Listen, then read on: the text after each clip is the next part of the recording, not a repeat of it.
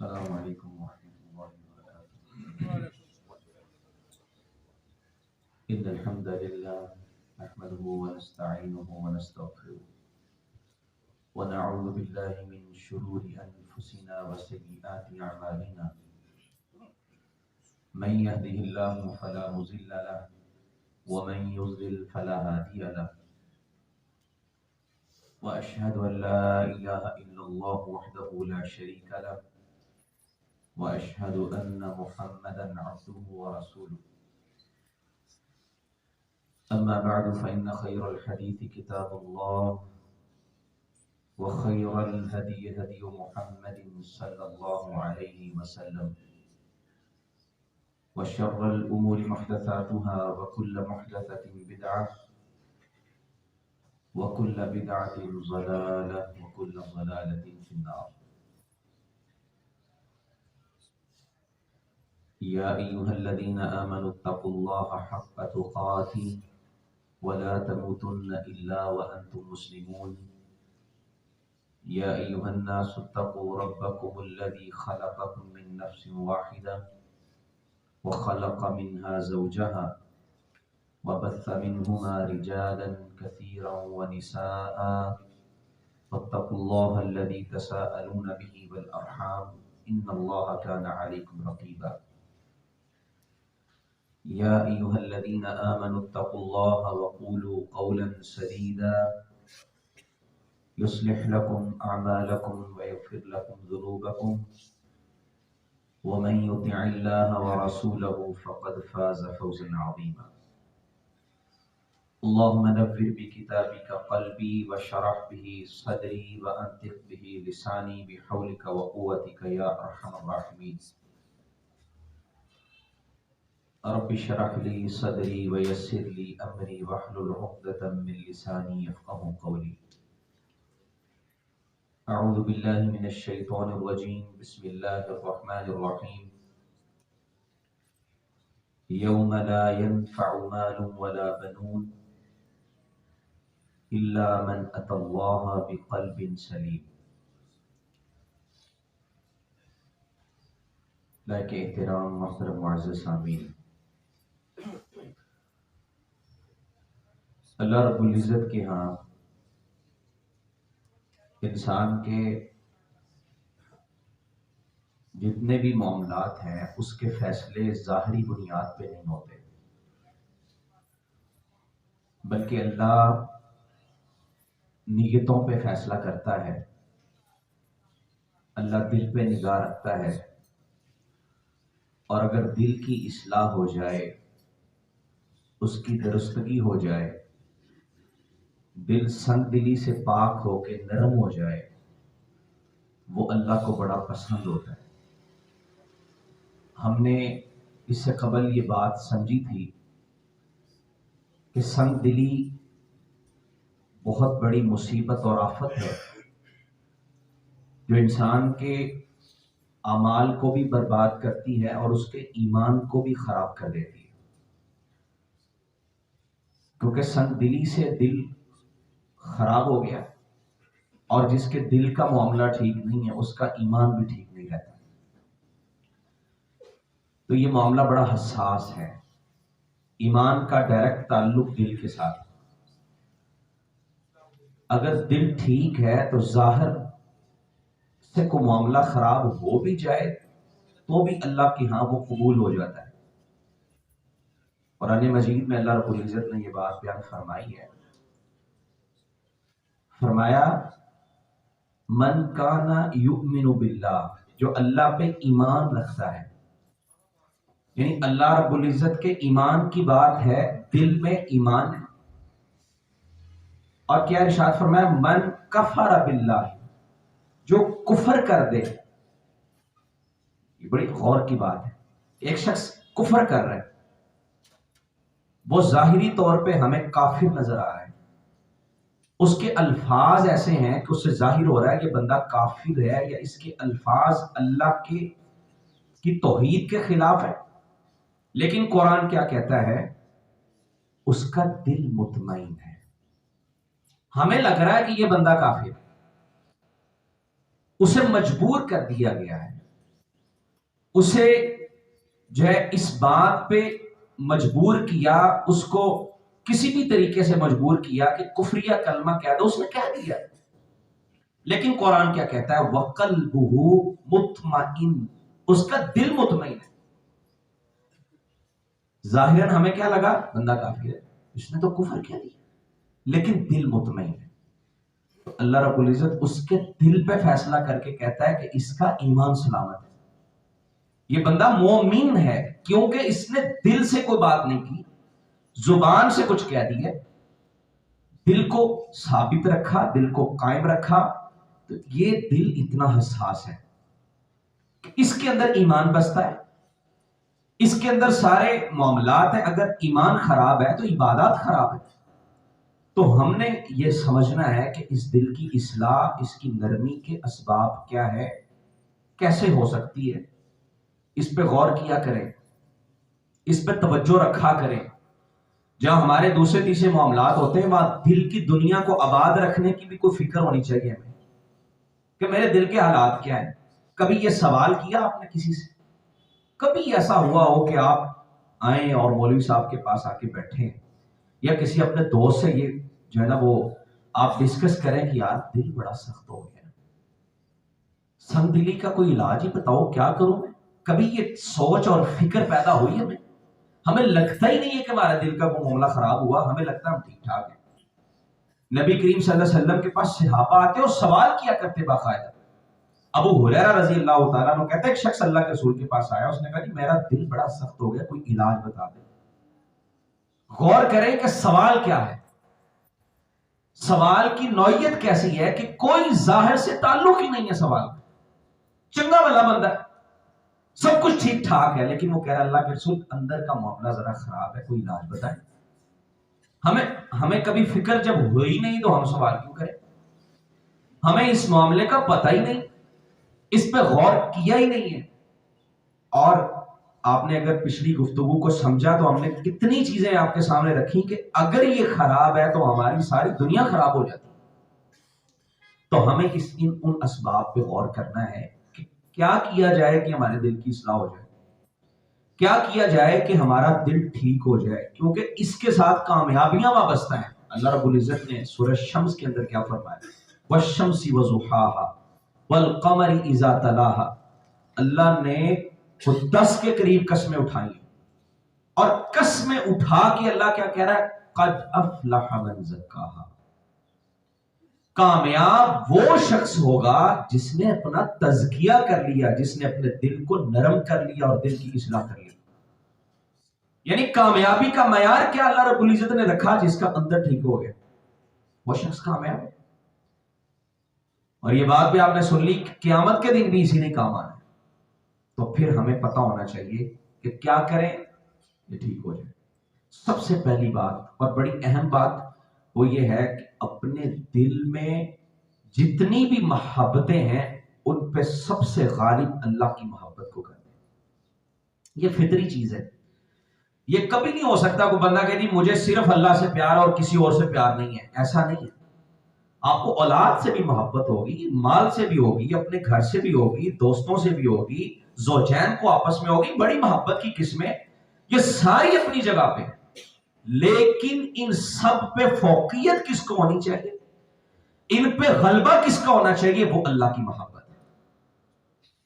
جتنی بھی محبتیں ان پہ صرف اور صرف اللہ کی محبت غالب آ سکتی اور کسی کی نہیں آ سکتی، پھر آپ کے دل کی اصلاح ہو جائے گی۔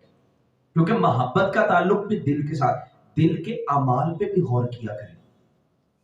ایک ہوتے ہیں ہمارے، ہم ظاہراً اعمال کر رہے ہیں، کچھ اعمال دل کے ساتھ تعلق رکھتے ہیں۔ محبت دل کا عمل ہے، یہ ظاہری عمل نہیں ہے، اس کا تعلق دل کے ساتھ ہے۔ مجھے پتا ہے میرے دل میں کس کس کی محبت ہے۔ نبی کریم صلی اللہ علیہ وسلم سے پوچھا تھا نا کہ آپ کو کس سے سب سے زیادہ پیار ہے، تو آپ نے فرمایا سیدہ عائشہ رضی اللہ عنہا سے۔ کہا کہ مردوں میں، آپ نے فرمایا ابو، آپ اس کے باپ سے۔ ظاہراً وہ سب کے ساتھ اچھا سلوک کر رہے ہیں، لیکن یہ دل پہ کنٹرول نہیں ہے۔ آپ نے، حالانکہ بیویوں میں انصاف لازمی ہے اگر 4 انسان کرے، لیکن محبت ایک طرف جھکاؤ ہو جائے تو اس پہ کنٹرول نہیں۔ آپ کے 4 بچے ہیں، 5 ہیں، ایک سے زیادہ پیار ہو سکتا ہے کیونکہ اس پہ کنٹرول نہیں ہے آپ کا. یہ دل کا معاملہ ہے. ہاں انصاف جہاں پہ آئے گا آپ نے پورا پورا کرنا ہے، عدل کرنا ہے، لیکن محبت والی چیز جھکاؤ ہو سکتا ہے. یہ محبت کا تعلق دل کے ساتھ ہے، یہ دل کا عمل ہے. تو ہمارے دل میں جتنی بھی محبتیں ہیں ان سب پہ غالب اگر اللہ کی محبت آ جائے تو ہمارے دل کی اصلاح ہو جائے، دل نرم ہو جائے گا. والذین آمنوا اشد حبا للہ. اللہ والوں کی یہ علامت ہوتی ہے کہ وہ اللہ سے ٹوٹ کے محبت کرتے ہیں. وہ اللہ کو اتنی محبت کرتے، کسی اور سے اتنی نہیں کرتے. اشد حبا للہ، سب سے زیادہ محبت اللہ کے ساتھ ہوتی ہے، اللہ کے ساتھ پیار کرتے ہیں. اچھا، محبت جس سے ہوتی ہے نا، اس کا جب نام لیا جاتا ہے لوگ کانپ جاتے ہیں، دل کی دھڑکنیں تیز ہو جاتی.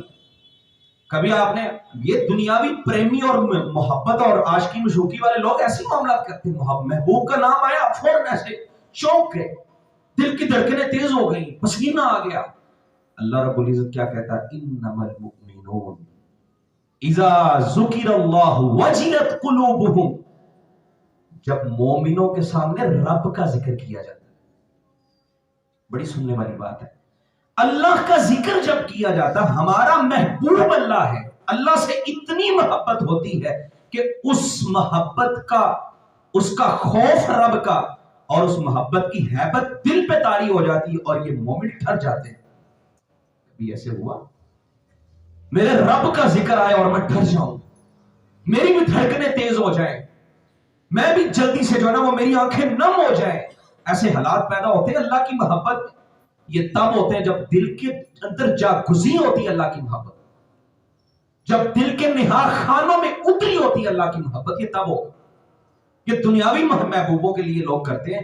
رب کی محبت، رب خود کہہ رہا میری محبت کی علامت ہوتی ہے جب میرا ذکر کیا جائے گا مومنوں کے دل ڈر جاتے ہیں. سیدنا علی رضی اللہ تعالیٰ عنہ غالباً انہی کے بارے، وہ جب نماز کے لیے جانے کی تیاری کرتے تو کانپنے لگ جاتے. وہ پوچھتا کیا ہوا؟ آپ کہتے رب کے سامنے کھڑا ہونا ہے. کس شخصیت کے سامنے میں کھڑا ہو رہا ہوں اور میری حیثیت کیا؟ تو اللہ کی محبت، جب بھی اللہ کا ذکر کیا جائے مومنوں کے دل ڈرتے ہیں، مومنوں پہ ہیبت طاری ہو جاتی ہے اپنے رب کی. محبت ہی اتنی زیادہ ہے. اور پھر اپنے رب کا جب ذکر کرتے ہیں، اللہ کو یاد کرتے ہیں تو اکتاہٹ محسوس نہیں کرتے. وہ کیسا محب ہے کہ جس کے سامنے اس کی محبوب کا تذکرہ ہو اور وہ کہے دی بس کرو، اتنا وقت نہ لگاؤ. یہ اکتاہٹ محسوس ہونے کا مطلب یہ ہے کہ محبت کھوٹی ہے، اس میں ابھی وہ اجلا پن نہیں ہے جو ہونا چاہیے تھا. رب کا ذکر ہو اور رب کو دل میں بسایا ہو اور پھر انسان کہے دی مجھے تھوڑا سا ٹائم بس میں دے سکتا ہوں، میں زیادہ نہیں دے سکتا.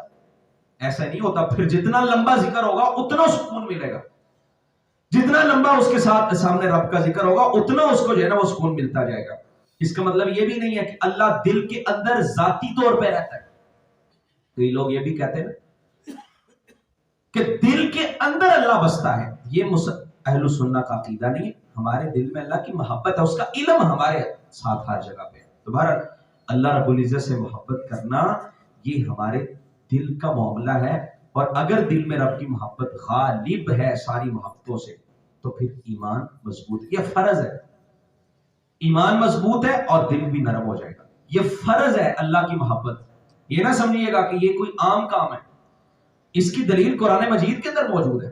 حسن بصری رحمۃ اللہ علیہ سے کسی نے پوچھا کہ بتائیں کوئی دلیل یاد ہے آپ کو؟ تو انہوں نے کہا مجھے کوئی ازبر نہیں ایسی دلیل. تو انہوں نے ایک آیت قرآن مجید کی پڑھی کہ اگر تمہاری اولادیں، تمہارا مال، یہ سب کچھ اللہ کے مقابلے میں تم نے غالب رکھا ہوا ہے تو اللہ نے اس پہ وعید سنائی ہے. اور وعید اس بات پہ ہوتی ہے جو کوئی بندہ فرض چیز کو چھوڑتا ہے. اگر آپ کے دل میں رب کی محبت صحیح معنوں میں نہیں ہے، کوئی اور محبت غالب ہے، تو آپ ایک فرض چیز کے تارک ہیں. یہ فرض ہے کہ ہم اللہ سے سب سے زیادہ محبت کریں. کوئی معاملہ آ جائے، کوئی چیز رب کے مقابلے میں آ جائے، ادھر رب کی محبت ہے، ادھر دنیا ہے، ادھر اولاد ہے، ادھر پیسہ ہے، ہم اسے چھوڑ سکتے ہیں؟ رب کو نہیں چھوڑ سکتے. رب کے ساتھ ہم دغا نہیں کر سکتے. تو اللہ رب العزت کے ساتھ محبت یہ مومن کی علامت ہوتی ہے اور دل کے نرم ہونے کی علامت. خوشی ہو، غمی ہو، کسی بھی پریشانی میں ہو، رب کو یاد کرے.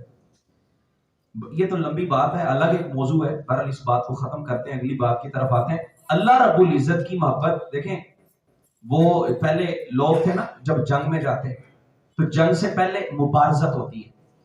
ابھی جنگ شروع نہیں ہوئی، پہلے لوگ آ کے جو ہے نا وہ مبارزت کی دعوت دیتے، کون آئے میرے مقابلے میں آ کے، وہ ایک ایک دو دو لڑتے. اس وقت وہ اپنے محبوبوں کا تذکرہ کیا کرتے تھے تاکہ ان کو جوش ملے. جنگ کے اندر بھی اللہ رب العزت نے مومنوں سے پتا کیا کہا؟ یا ایھا الذین آمنوا اذا لقیتم فئۃ فاثبتوا واذکروا اللہ. ایمان والو جب تم نے جنگ کی حالت میں بھی ہونا ہے، یعنی اتنے سنگین حالات ہیں، جنگی حالات میں تم اگر ہو، ہنگامی صورتحال بھی ہو، تو پھر بھی تم نے کیا کرنا ہے؟ اپنے رب کو کثرت سے یاد کرنا ہے. لوگ اپنے محبوبوں کو یاد کر رہا ہے، کوئی کس کو یاد کر رہا ہے؟ مومنوں تم پہ یہ لازم ہے، تم اپنے اللہ کا ذکر کثرت سے کرو، اپنے رب کو یاد کرو. تو اللہ کی محبت اس انداز میں ہونی چاہیے تو دل کی اصلاح ہو جائے گی. اس کے بعد رسول اللہ صلی اللہ علیہ وسلم سے محبت، اس میں بڑی لمبی چوڑی باتیں کر چکے ہیں. اللہ کے رسول کی محبت دنیاوی جتنی بھی محبتیں اللہ کے بعد سب سے زیادہ غالب ہونی چاہیے. عمر رضی اللہ تعالیٰ عنہ نے کہا تھا اللہ کے رسول سب سے زیادہ پیار کرتا ہوں. آپ نے فرمایا جان سے بھی زیادہ؟ کہا نہیں. اللہ کے رسول فرماتے ہیں تیرا ایمان ناقص ہے، ابھی تک مکمل ہی نہیں ہوا. ایمان میں نقص ہے جب تک میں تمہیں جان سے زیادہ محبوب نہ ہو جاؤں. تو سیدنا عمر فوری کہتے ہیں اللہ کے رسول آج کے بعد جان سے بھی زیادہ آپ سے محبت. ہم کیسے جان سے زیادہ؟ بہت بڑی بات ہے. ہماری ایک خواہش نہیں چھوٹتی. نبی صلی اللہ علیہ وسلم کے حکم کو سنا دیا جائے، وہ ایک چھوٹی سی بات نہیں ہوتی. ایک ان شلوار ٹکنے سے اوپر نہیں ہوتی، ہم کہتے جان بھی حاضر ہے. چھوٹے چھوٹے معاملات میں ہماری محبت ڈول جاتی ہے. بہرحال نبی صلی اللہ علیہ وسلم کی محبت دل نرم ہو جائے.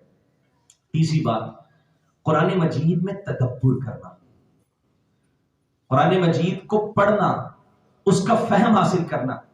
کچھ بیماریاں دل کی اعتقادی ہیں جیسے کفر ہے، نفاق ہے، شرک ہے، اور کچھ اخلاقی بیماریاں بھی دل کی ہوتی ہیں، حسد ہے، بغض ہے، کینہ ہے، اور اس کے علاوہ ہرس ہے، لالچ ہے. یہ ساری بیماریاں دل کی اخلاقی، ان سب کا علاج اللہ رب العزت کیا فرماتے ہیں؟ یا ایھا الناس قد جاءتکم موعظۃ من ربکم وشفاء لما فی الصدور. اے لوگو اللہ کی نصیحت تمہارے پاس آ گئی ہے، یہ قرآن تمہارے پاس آیا، اور اس قرآن میں دلوں کا علاج ہے، اس میں دلوں کی شفا ہے اس قرآن مجید کے اندر. تو دل کی اعتقادی بیماریاں ہوں یا اخلاقی بیماریاں ہوں، ان سب کا علاج قرآن مجید کے اندر موجود ہے.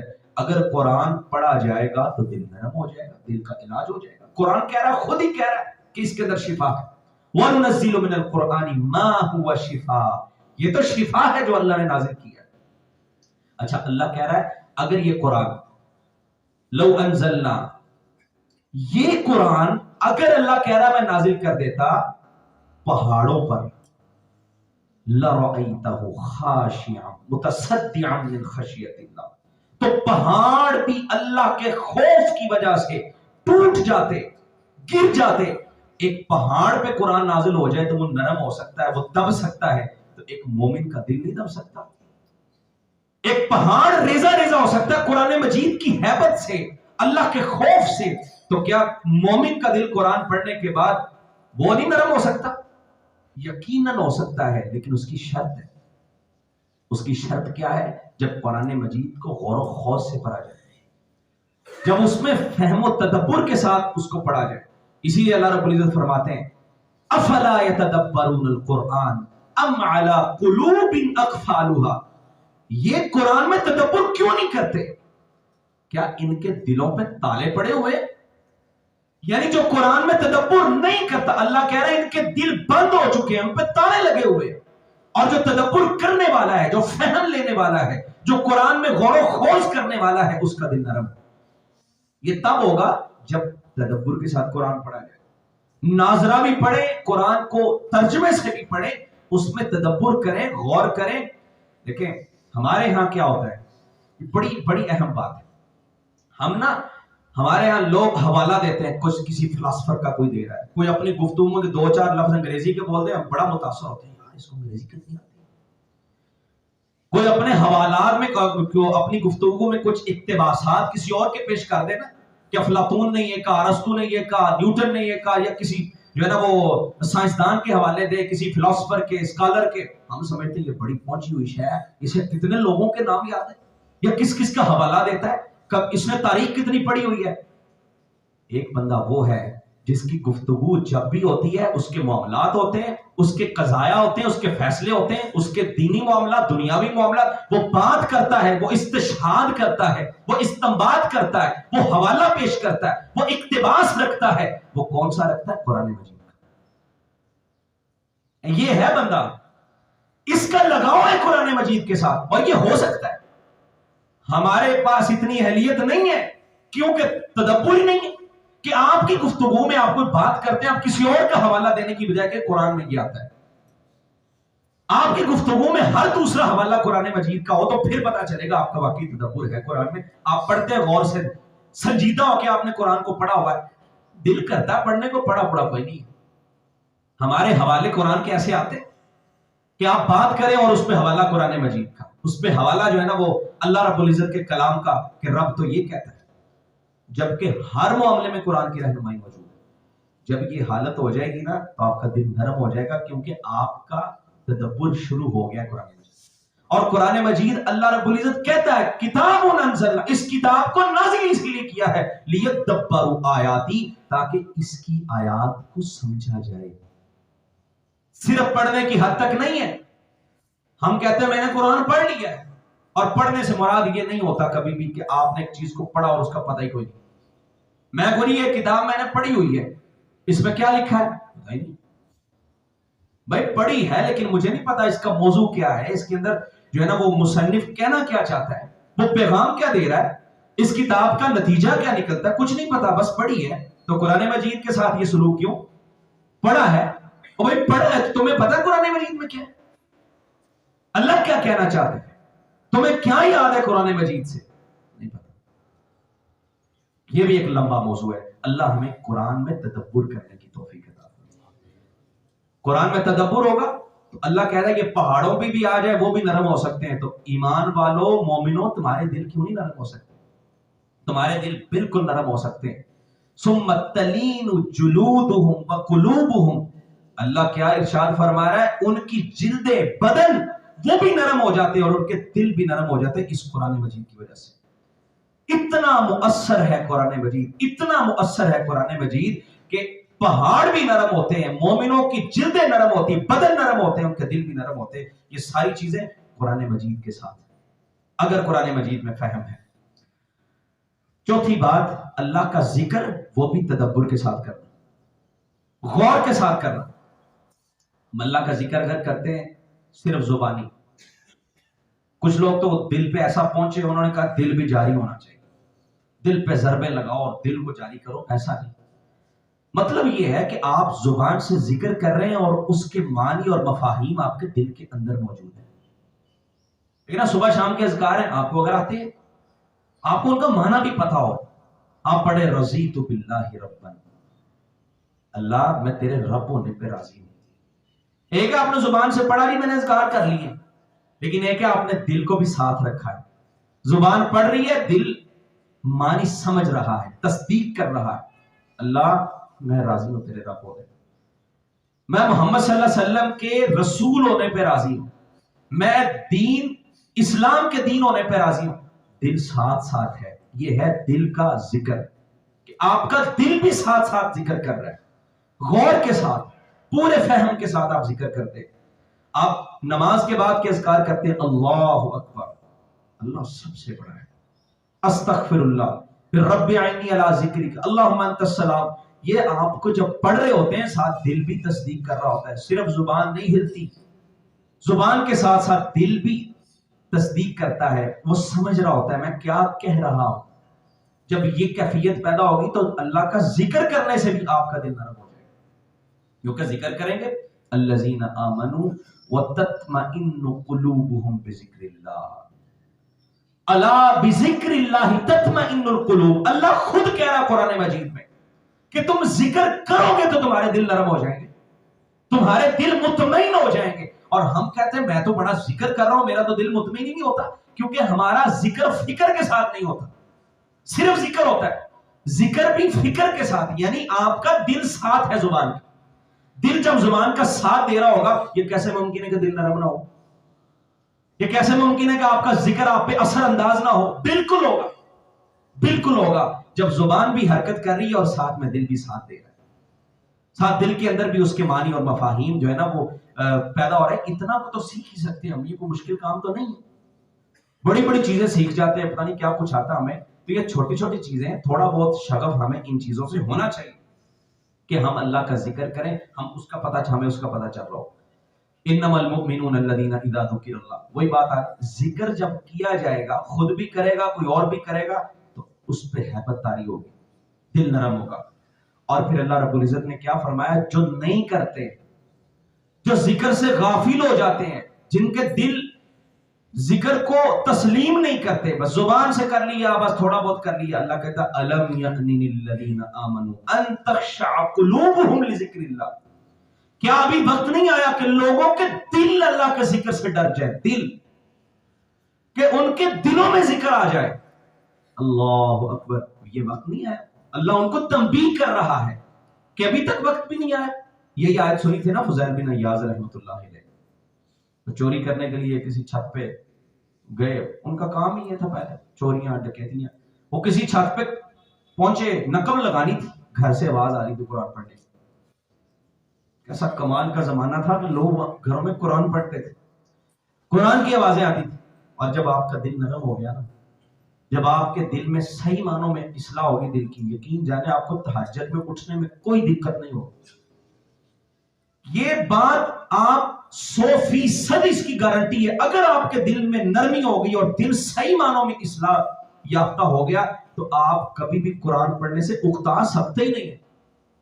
آپ پڑھیں گے اور سکون ملے گا، آپ پڑھتے جائیں گے سکون ملتا رہے گا. بڑے بڑے معاملات خراب ہیں ہمارے، ہم نہ چاہتے ہوئے بھی کہیں ایسی چیزوں میں لگ جاتے ہیں، دیکھنا شروع کرتے ہیں اور کرتے کرتے کرتے ہماری راتیں گزر جاتی ہیں. کیوں؟ دل ادھر لگا ہوا، کنیکشن ادھر ہو گیا ہوا ہے. ہمارا کنیکشن ٹھیک نہیں ہے قرآن مجید کے ساتھ. جس دن یہ ٹھیک ہو گیا، جس دن اس کی اصلاح ہوگی تو دیکھیے گا آپ کو کتنا لطف آتا ہے. تو گھروں میں قرآن پڑھتے تھے لوگ. اور یہ زمانہ تو وہ زمانہ تھا کہ اسلاف میں وہ ایک محدث ہیں، وہ کسی کے گھر ملنے کے لیے گئے تہجد کے وقت. وہ کوئی مسئلہ تھا ان کو، انہوں نے دروازے پہ نوک کیا، وہ سوئے ہوئے. انہوں نے کہا اس ٹائم بھی لوگ سوتے ہیں؟ غور کریں ذرا کہ یہ ٹائم سونے کا، یعنی ان کے ہاں یہ تصور ہی نہیں ہے کہ اس ٹائم بھی کوئی سوتا ہے. وہ کہتے ہیں یہ بھی اس ٹائم بھی کوئی لوگ سوتے ہیں. ہمارے ہاں تو 11 بجے تک 12 بجے تک لوگ سوئے رہتے. دوبارہ قرآن پڑھنے کی آواز آئی، الم یأن للذین آمنوا ان تخشع قلوبهم لذکر اللہ، کیا ابھی وقت نہیں آیا کہ لوگوں کے دل اللہ کے ذکر سے ڈر جائیں؟ وہ کہتے ہیں اللہ وقت آ گیا. وہ ایک آیت کبھی کبھی انسان کی زندگی بدل دیتی ہے، کبھی کبھی ایک مجلس، ایک نصیحت انسان کی زندگی بدل دیتی ہے. وہ ایک آیت سنی اور اس نے دل پہ دستک دی. الفاظ کے الم یأن للذین آمنوا تخشع قلوبهم لذکر اللہ، تخشع قلوبهم، قلوب کے لفظ دل پہ دستک ہوئی، اللہ بدل گیا، نرم ہو گیا دل.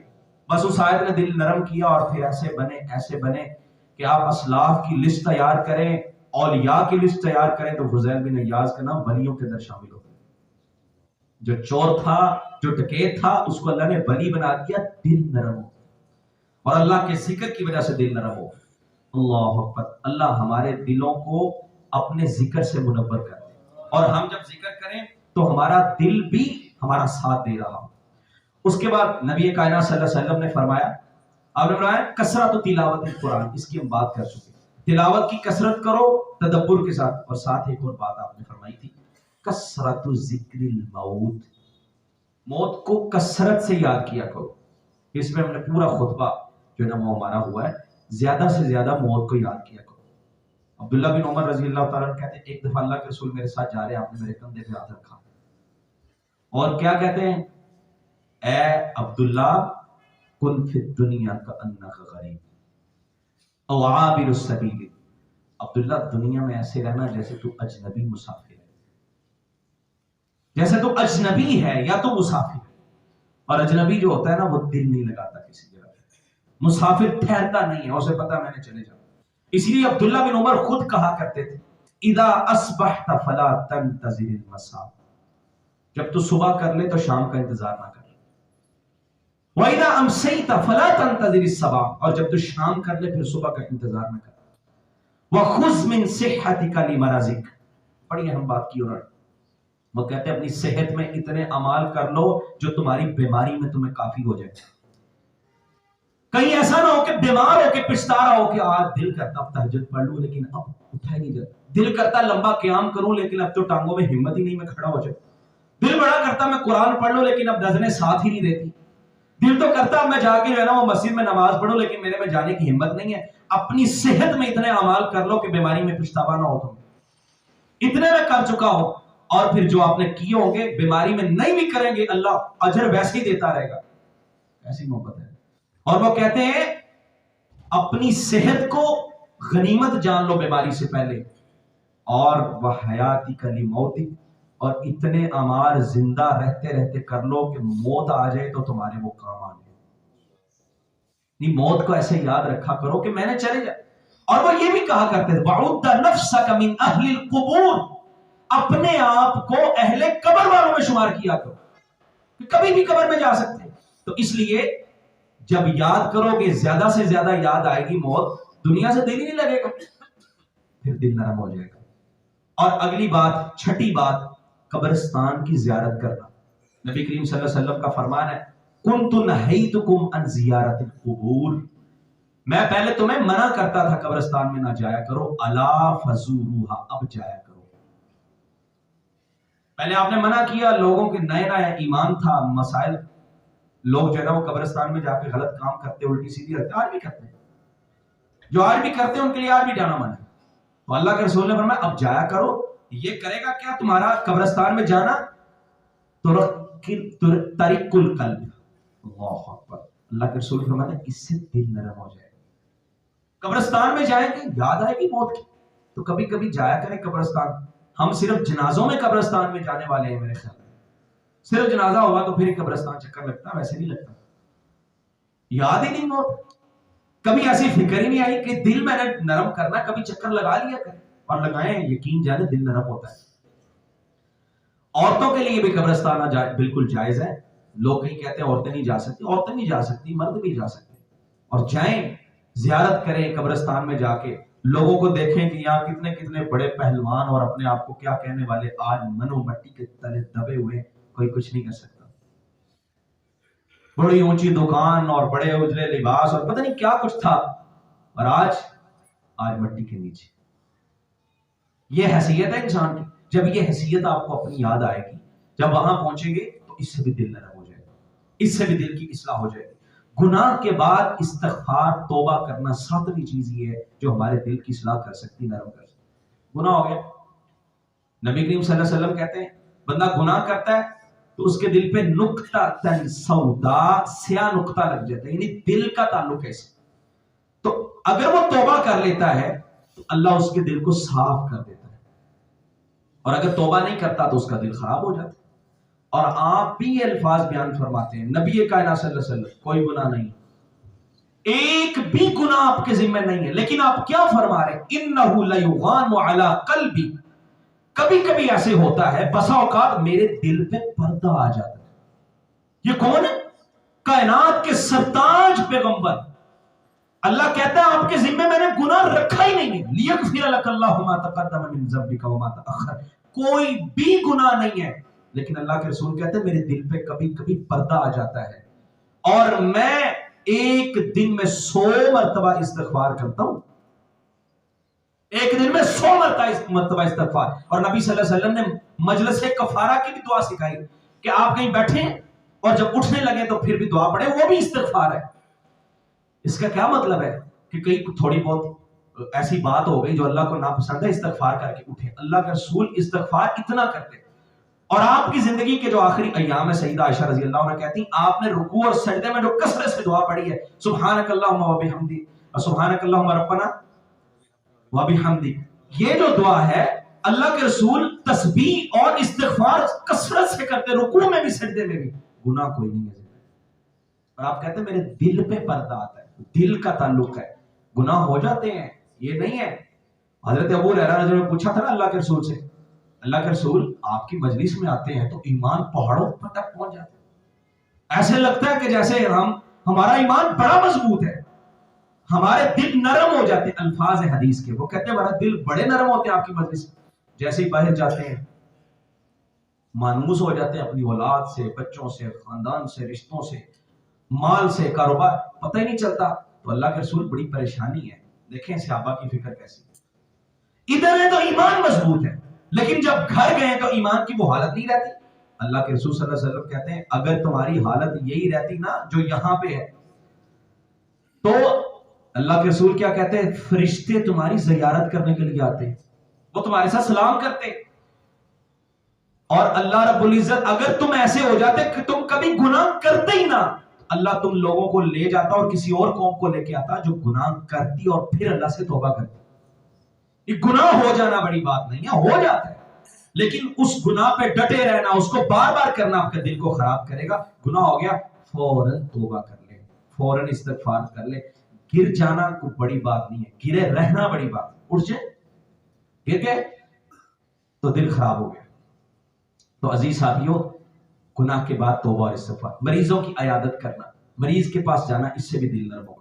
نبی صلی اللہ علیہ وسلم کے پاس وہ شخص آیا تھا نا جو میں نے آپ کو بات پہلے کی، ابو ہریرہ رضی اللہ عنہ سے روایت کے راوی ہے، اس نے کہا اللہ کے رسول سخت ہو گیا، کیا کروں؟ آپ نے فرمایا اردت تلین قلبک، اگر تو ارادہ رکھتا ہے کہ تیرا دل نرم ہو تو کیا کر، اطعم المسکین وامسح رأس الیتیم، مسکین کو کھانا کھلایا کر اور یتیم کے سر پہ ہاتھ رکھا کر۔